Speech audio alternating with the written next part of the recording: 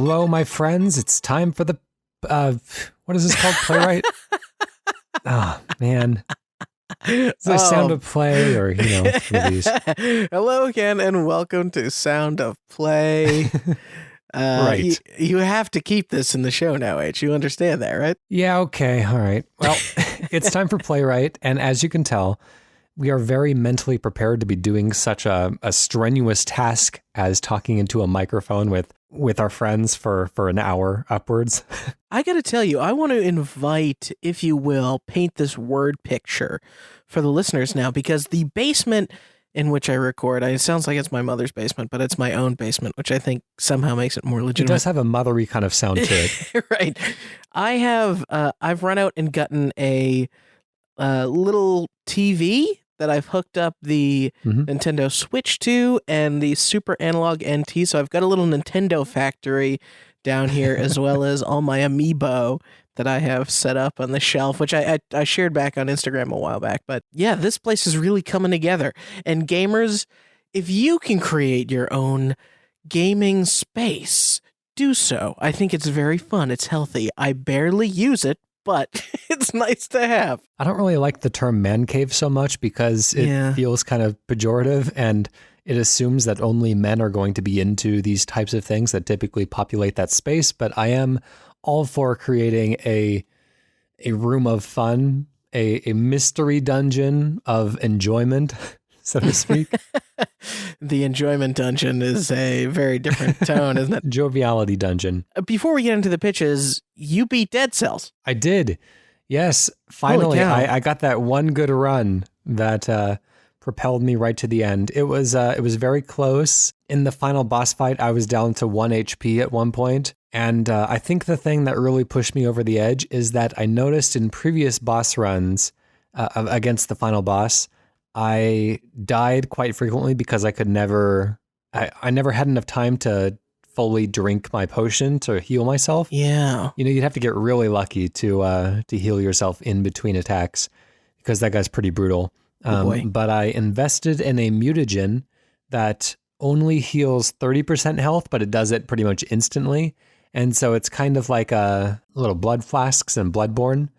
And so you can just shoot up quickly and get what you need to at least survive a couple more hits. That's interesting. You would think that the 30% penalty is not worth it, but I guess... Yeah, especially since you only have 4 charges, you're essentially sacrificing 70% of your healing potential. That's fantastic. I love it. Cool. Well, and you'll get there soon enough, I'm sure. You know what? I'm hoping to get more achievements as well. I'm playing it on Xbox primarily, and I find myself not getting the amount of achievement points I would expect to get. Like, I feel like I've been really stretching myself and barely getting some gamer score out of this thing. So, Dead Cells developer, be less stingy with your gamer points. I'm playing it on Switch, and so I'm getting nothing but the pure satisfaction of playing the game. That's right. You're doing it for the love of it. So, that's great. Right. So you've been doing it on Switch. So the sort of, because I have it on Switch too, and I have noticed it is a little framey at times. Is that like severe for you? I play it docked, and so for me, it's not so bad. Although it might be one of those things where you just kind of don't see it after a while. I'm not going to say that like I am immune to that type of thing, but I think that I'm a little bit less particular about framiness than a lot of people are. Yeah, good for you. But playing it docked, I haven't really experienced any issues. Awesome. Yeah, I'm very much looking forward to reaching your point in the 12-step journey. Have you beaten conjunctivitis yet? Is that a real thing? In the game, yeah. No, I haven't beaten conjunctivitis. Oh no, I'm so much further than I thought I was. That's a particularly nasty boss. It's not a necessary boss to beat on the progression, the general progression that you would take. It's something that you have to go into a very specific route to face, but it's guarding an important rune that you'll want. But that's a real pain to fight. That one, I'm probably not going to go down that path again. But it's out there, and if you're looking to really, I guess, unlock some cool new areas, then that might be something you want to pursue. Fair enough. I'm looking forward to it. All right, trying to dance around spoilers there. Besides naming the bosses and telling you what happens at the end of the game. Conjunctivitis is very good. So, spoiler alert, there's a very good named boss in that game. Yeah, there we go. Anyways, let's get to some video game pitches today. It is my turn to go first today. And what I have, well, I guess, you know what? This is becoming a pattern of undercutting my confidence by saying up front, that's not a very good idea. Let's just let it speak for itself and see where it goes, because it's our job, even if it's not very good at the beginning, to fix it. So, yeah, I'm not going to say that it's not a good idea, despite this whole diatribe that kind of implies it. Anyways, what I want to do is a very simple game. Players control, I don't know, little characters, little cubes or something simple. I wanted to keep it kind of minimalist around a very simple map. Maybe it's just kind of shaped in interesting or funny ways. It's top-down overhead bird's eye view. Basically, you just hold a button to increase the radius of a circle around yourself, and you're stationary while the circle increases, and you release the circle to ensnare the other player and basically deal damage that way. And so if they are contained, they are eliminated or damage is done to them. And if they're only half contained, maybe it's less damage or something like that. But basically it's just a very simple risk reward of leaving yourself open to attacks while performing the attack. So, I don't know. We'll see where it goes. Starting the clock.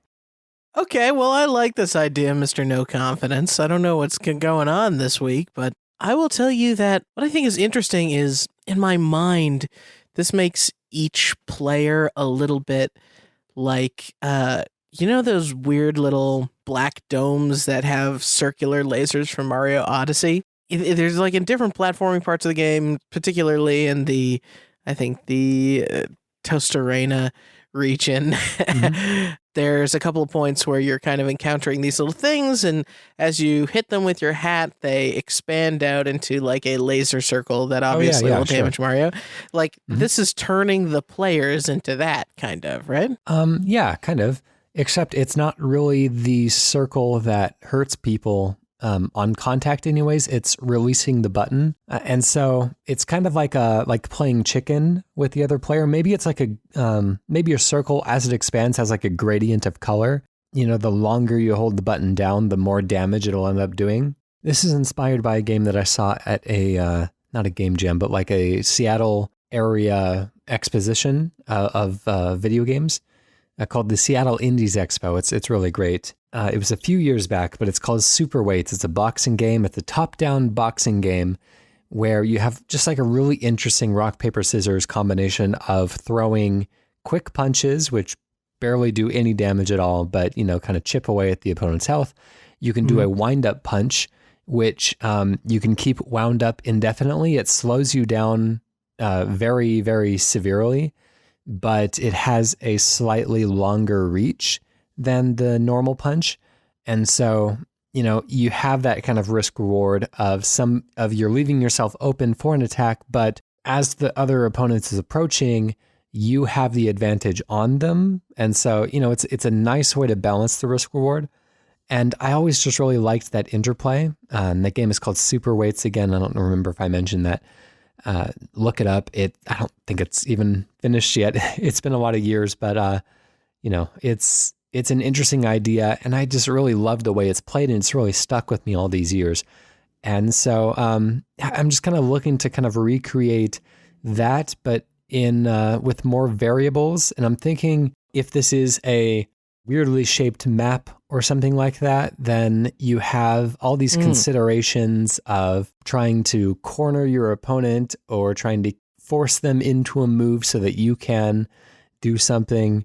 But I'm not really sure, because it always feels like whoever presses the button first would win, because there's no good like quick measure you can do to interrupt them. It's not a risk reward because based on how far away you are, it's going to take the opponent as long as you've been pushing the button to interrupt you. And so I'm not quite sure of of what the risk reward is just yet. What if we add in some more variety to this? What if we say that there's NPC, like little creep bad guys all over the map too, that you can destroy and potentially power up your beam or speed it up, or maybe we even go a little Dead Cells in it and we give it the power to just penetrate walls.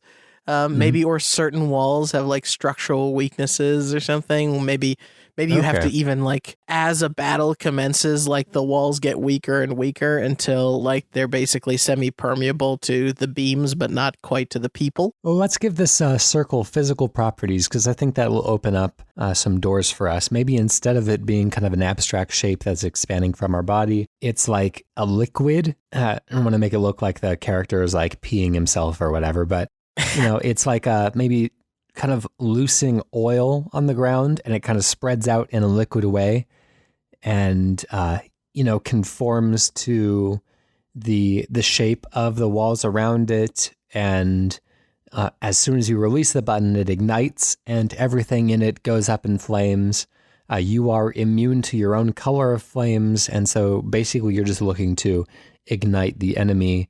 And, maybe there could be instances where there are hills, and so the oil could flow downhill, and so that way you can get a little bit quicker spread, but it's not necessarily as easy to aim or whatever. I just want some of these balances in place. Yeah, that's interesting. Of course, the types of circles you can have are solid, liquid, naked, punished, and old, as we all know. Right. So liquid is a good bet here, but I spent too much time on that joke. No, the point that I want to make here is I even love the idea of maybe the flames do hurt you too. It almost is like a little bit more of a physicsy Bomberman-esque type style where you can actually lay down some liquid. And as you chase your opponent, maybe you're chasing them towards one of your sort of set traps for them, or they don't want to go into a hallway with you on the other side, and you could potentially like cut it off for them, or they'd have to take damage by walking through some of your flames, but so would you. That's interesting, and that's something I considered. The only problem that I have with it, and I'm very happy to address the issue and go with it if we can find a cool way around it, but if you're very, very, very low on health, then basically you have no more options, because if you are the center point of, where this liquid is coming from, then you have no choice but to hurt yourself. And so, that feels a little iffy. I want to give at least somebody a fighting chance, even if they're really, really low on health. The risk reward should be the longer that you hold the button down, the more damage it does. And the way that makes sense is that it gets weaker on the peripherals. And so if you can contain more of the area around the enemy and therefore draw the enemy closer to the center of the circle, then it should do more damage. But if a circle is spreading out around you, then you are always in the center of the circle, so you would always be doing more damage to yourself than the enemy. Okay, and so that's the only those are the only problems I have with that in particular. I love the idea of some chance to the encounter, right? Like maybe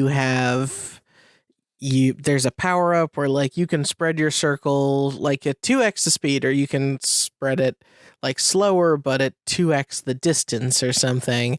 And for the potential opponent to maybe have a power up where they have, 2 seconds of shield, just a very quick flash of a shield. It might be enough to get them to escape your grasps, or maybe they've got the right power up that will counter the one that you have. And then you both find yourself like sending out these like oil slicks or whatever. Now it's almost like a Splatoon, right?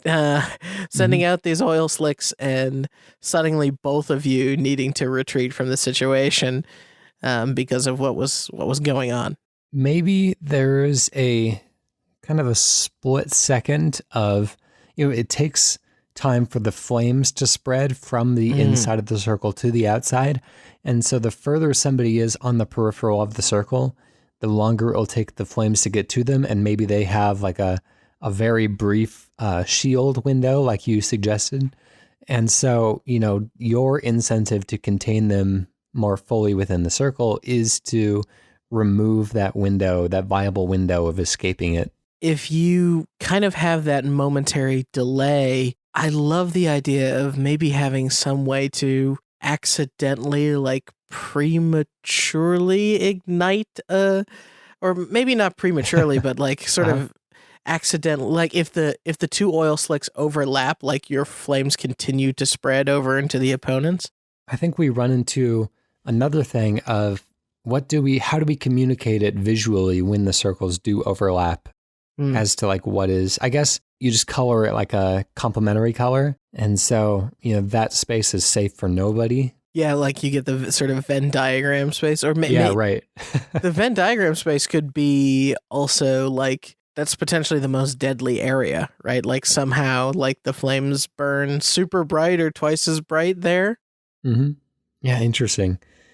Well, I mean, we're out of time. That's our 10 minutes. I feel like there's a lot of places to go with this, but we've exhausted the time that we've allotted to it, unfortunately. But let's come up with a name. I'm gonna call this one a Burning Ring of Fire. I feel that's appropriate. Yeah, I mean, that sounds good to me. It'll be great to secure the license to the theme song as well. That's right. I'm sure that'll be very, very easy to do, right? I've foretell the same thing. I think after Guitar Hero 5, the Johnny Cash estate is going to be a little bit more scrupulous with making sure they vet the games that they're lending their likeness to. Anyways, let's move on. Q, what are you bringing us today? So what I'm bringing you today is something unusual. I was thinking about games that I love from my past, and one of the ones that, well, I can't necessarily say would hold up today as a great game, but it has a near and dear spot in my, and I think many other people's hearts, is a game, Enslaved: Odyssey to the West. Right, do you know this game? Yeah, by Ninja Theory, right? Yes, I brought it up before. Wait, is it Ninja Theory, or are they the ones that do Dead or Alive? I can never remember. I think it's... yeah, it's whoever does I Am Setsuna. Let's call it Ninja Theory for now. Unless you Google. Yes, it is Ninja Theory. I've just Googled it. Okay, perfect. It's Team Ninja that does Dead or Alive, right? Okay, we're good. Okay, thank God. So do you know, have you played this game? Yeah, and Enslaved Extreme Beach Volleyball as well. Okay, I love the monkey physics in that one. Right. So at the end of that game, I'm going to spoil it for people. It's based on Journey to the West. It's a, yes, I guess what you would refer to now as like a PlayStation action game. That type of game that like it when you see it. Yeah, some combination of like almost Arkham style combat with something akin to an Uncharted-esque series of platforming and climbing things. That game ends on this very interesting cliffhanger of discovering that all the people that have been sort of like captured or thought killed in this post-apocalypse wasteland are actually in something called the pyramid.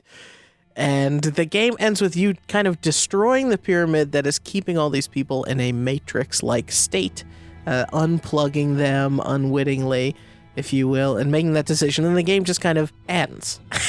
And that kind of, I think, left me and the people that love that game with a sense of yearning for what you could do next. And so here's my pitch.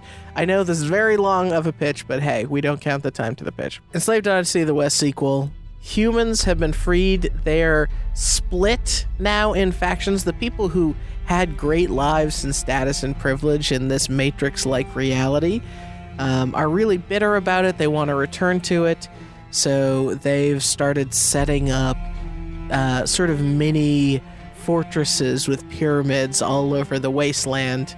And there are people who are living in them, and they're using them to sort of use their brain power, an extra brain wave, whatever the, scientific mumbo jumbo is, to remote control enemies and drones and all these new kinds of crazy robots throughout the land. So you get something that's like a mix between Shadow of Mordor in terms of storming these fortresses, with a little bit of Horizon Zero Dawn in terms of the sort of robot combat that you have access to.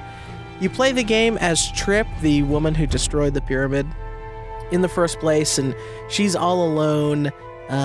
We don't know where Monkey is, and like maybe halfway through the game you find him, or he's been captured and you free him, and then you're reunited, and then you get that sort of Arkham to Batman Catwoman combat combo where you can like switch between characters.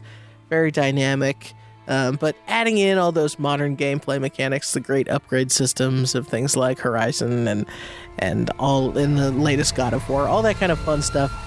I think we could do cool, weird things with it. So I know it's kind of specific, but let's see if we can make it a little weird. All right, starting the clock there. So I'm curious. This ruling class is kind of going into this wants to return to the Matrix, so to speak. The rich, the successful. What is it like a virtual reality type thing, or are they completely incapacitated?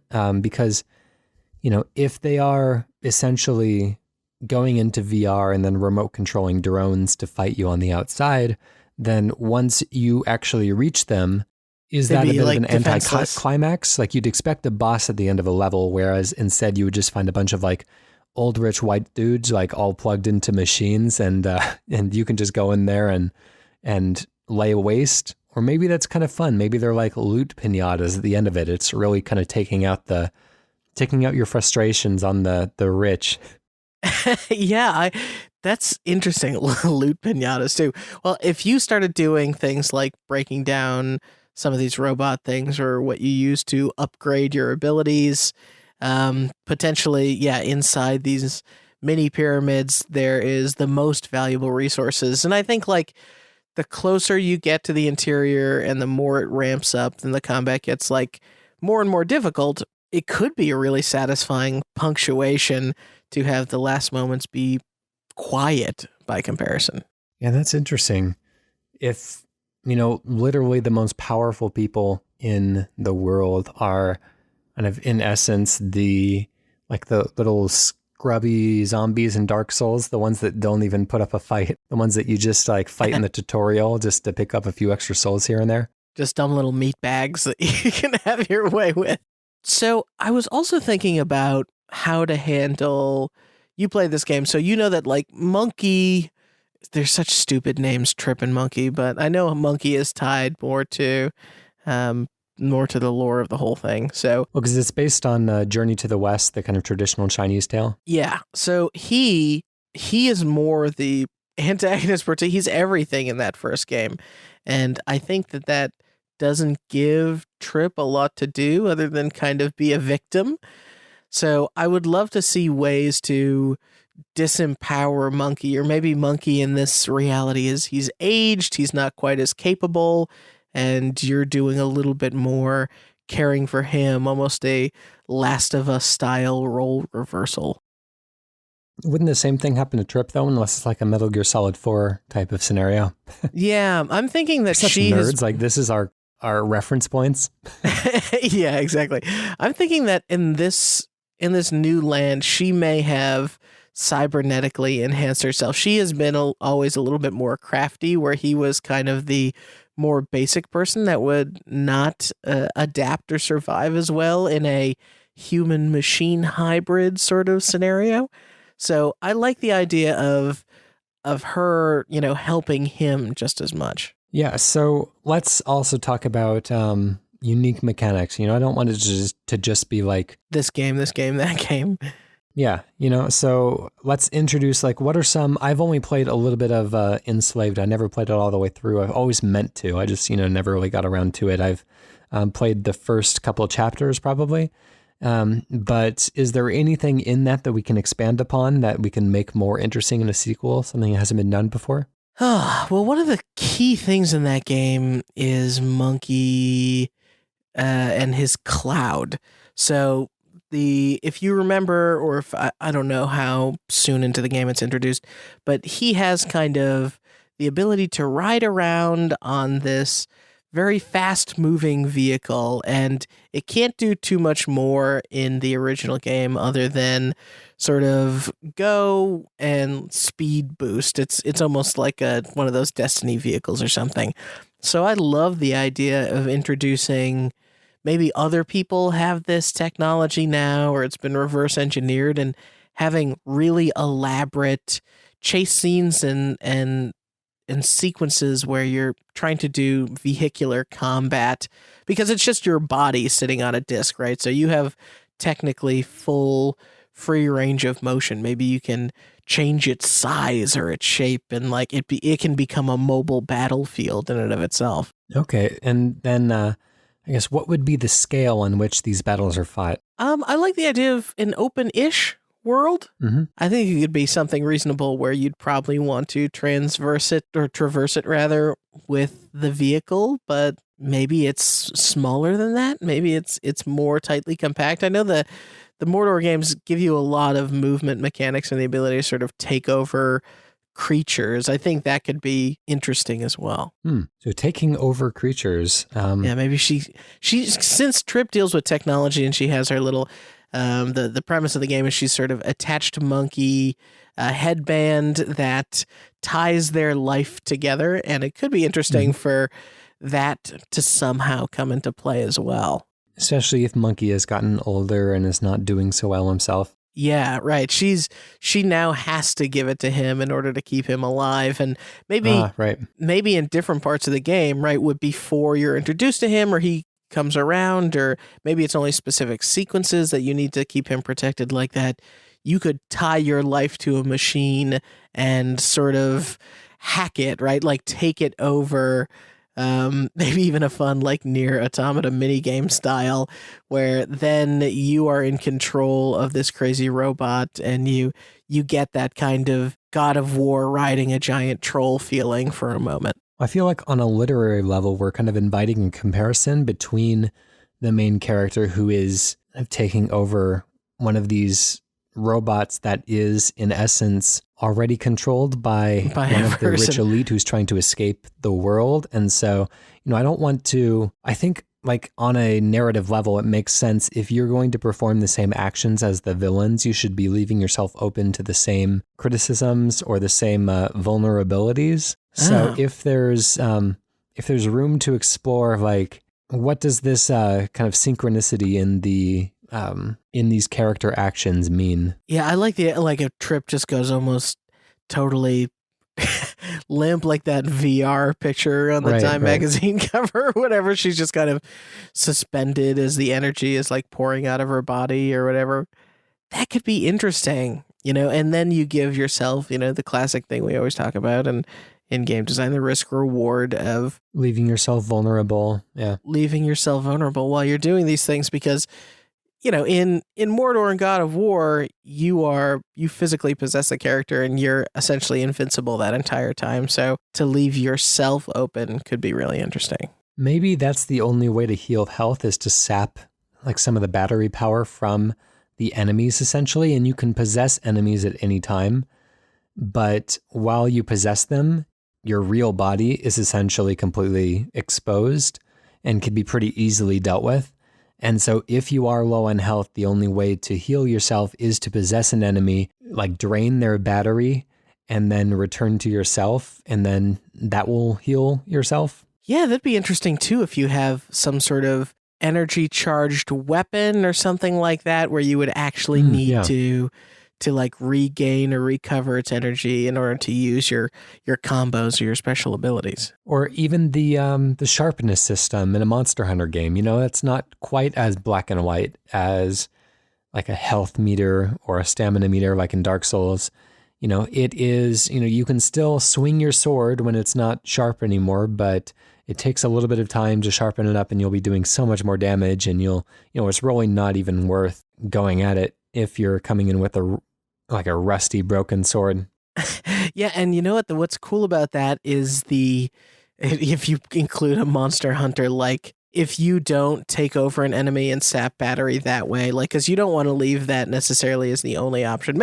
Maybe you do, but you could also like very slowly have that like Monster Hunter Right. sharpening / charging animation. You have to like deploy a solar panel or something, right, to soak up some sun, and that takes a while. And you're either without your weapon at that time, or you're stuck in an animation where you're super vulnerable. Should use the No More Heroes charging animation. Did you ever play that?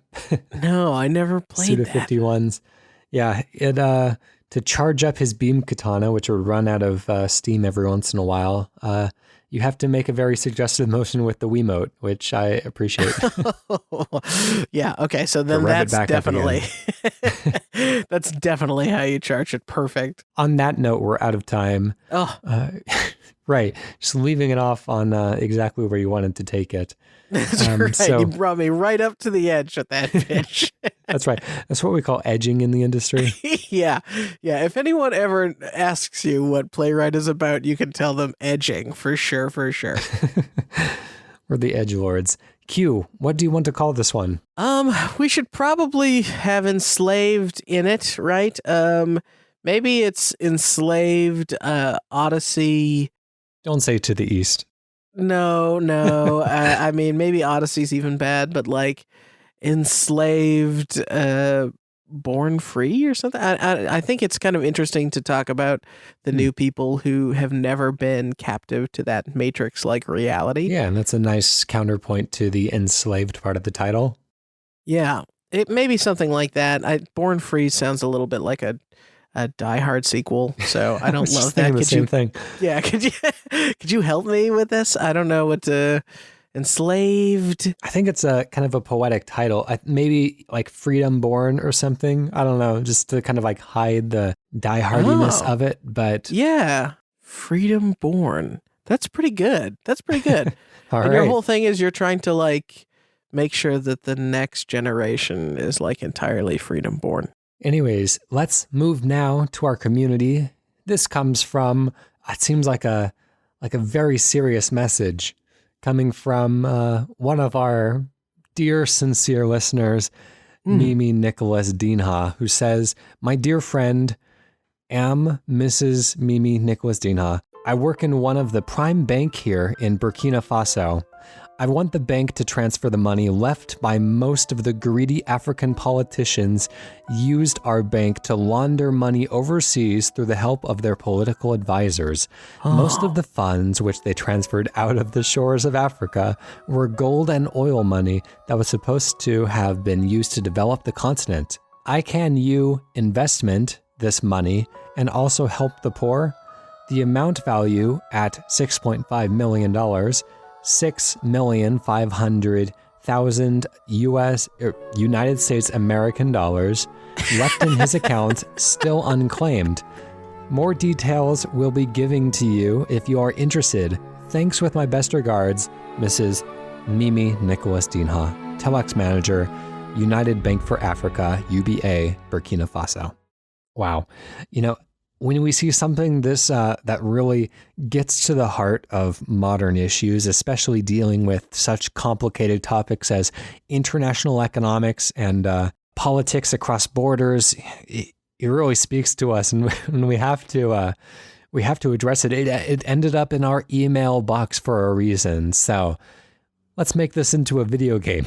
Let's start the clock. I mean, it's spot on, isn't it? It's really evocative.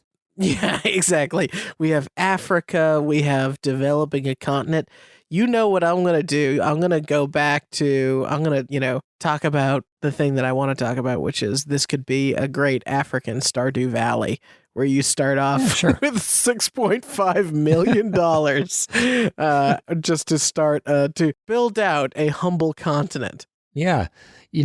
I like the point in the email that says that it was supposed to have been used to develop the continent and not to develop the economies of the countries within the continent, but develop the continent itself. So what if you have to, as your population is expanding, you have to literally make the continent out of floating money in the ocean?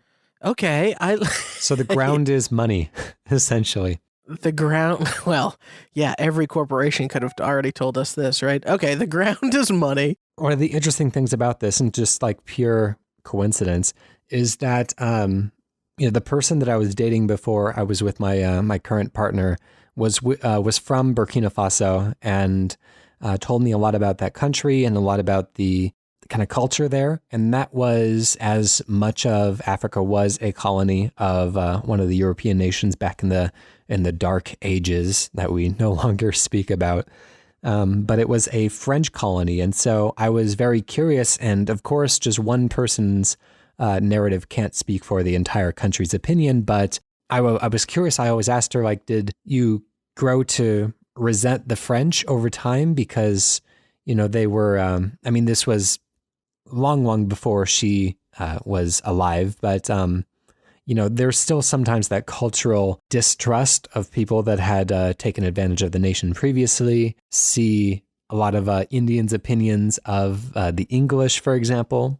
So I was always curious, like, do you have a cultural distrust of the French? And she always said, like, no, like, actually, we really like the French. And when they come into the country, they're still kind of, treated like royalty. And I'm not quite sure if that's like a good thing or a bad thing, but it's interesting. Well, I mean, it could be like we've adopted this culture so much that the actual French are kind of our only link back to a culture that we kind of feel like we are a part of. Like, that's an interesting dynamic. I'm not like, obviously it's all like cultural imperialism, and it's it stems from really bad places, but it's an interesting anthropological study, so to speak. And so I guess a roundabout way of getting to it, like, it would be interesting to incorporate some of the history of Africa and to really get into the multitude of people and cultures and religions that exist there in whatever kind of simulation we're trying to build. It looks here, based on what I'm seeing, it became Burkina Faso around 1984. Is that right? Could be. I don't know that much about the history of the country, but I know that a lot of African nations come in and out of being recognized. And, sometimes very similar groups of people will kind of identify or will pop up as a new nation. And so that the borders in Africa are being redrawn more frequently than they are in other parts of the world. I think it's interesting I've never played a game outside of maybe Civ, and I'm sure I don't go deep enough in the strategy game sphere to have a clear analogy for this. So if anybody else is a huge strategy game nerd, please, and by nerd I mean fan, please write in or comment so that I can get additional context on this. But what's interesting to me is that I've never played a game before where you're kind of fresh out of occupation, right? And you're trying to build up your culture. So much I think about what building up your own culture ends up being, and I could be wrong on this, but my best guess is a lot about what values you hold up and what you sort of curate for your own people. So I wonder if there's something to this country development game, which is about somehow giving grants or allowing your people to explore different art forms, that sort of thing. That's interesting. I always really liked in Civilization, you have this idea of a cultural victory, which again gets back to ideas of cultural imperialism. And that's not necessarily something that should be celebrated, but it is a way of quote unquote taking over the world, so to speak. Right. Yeah, this is interesting in a post-colonial type of environment where maybe there are power vacuums. You see remnants of the culture that had previously that had just pulled out of the country. And you're trying as a native born in the country, trying to kind of reinvoke a sense of national pride, of self-identity again, maybe getting away from the country that had previously been occupying, or maybe embracing that because now everyone in the country identifies as that nationality or that cultural background. They've grown up watching their TV and listening to their music. And so for all intents and purposes, they are French. Yeah. And so maybe you either take back the country and make it our own again, or let's play to the populace. Let's play to what they want to hear. And right now they want to hear French. That's, and I love the idea, because like so much of like civilization games or games where you're going through the motions of harvesting basic resources. This takes me all the way back to old PC games like Caesar and Cleopatra. But I love the idea of importing goods or creating subsidies that end up like you get more of a micro result from those things. Like you're making these macro decisions, but then like the micro that you're getting back from your populace is, hey, a new dish is starting to become popular, right? And it's a particular type of food, or it's a new music style has started to emerge with your people because of maybe, an instrument that has suddenly become popular thanks to a natural resource or something. You get to like see and experience these things, and you have those nice like Final Fantasy CG renders of like what the food looks like and all that stuff, and maybe that can be generative in some way, right? So it can be you can get a little silly and you can get a little wacky, but like you end up coming away from a playthrough of the game with this nice little dossier as to like the civilization that you created, and like music samples and, foods and, fictional dishes with silly recipes and stuff. That's interesting. One of the things that I find really interesting, I realize as just some white guy, I'm not like the right person to be talking about this, but there's this idea of cultural appropriation that if I were to start painting like traditional Native American art or something, it would be inauthentic because I haven't lived the part of the shared cultural heritage that leads to the art emerging in the first place. But I'm always interested in when there are a few generations that go by between the masters of these art forms, is that also a kind of a firm enough separation from the culture that originally produced it to warrant a kind of appropriative status?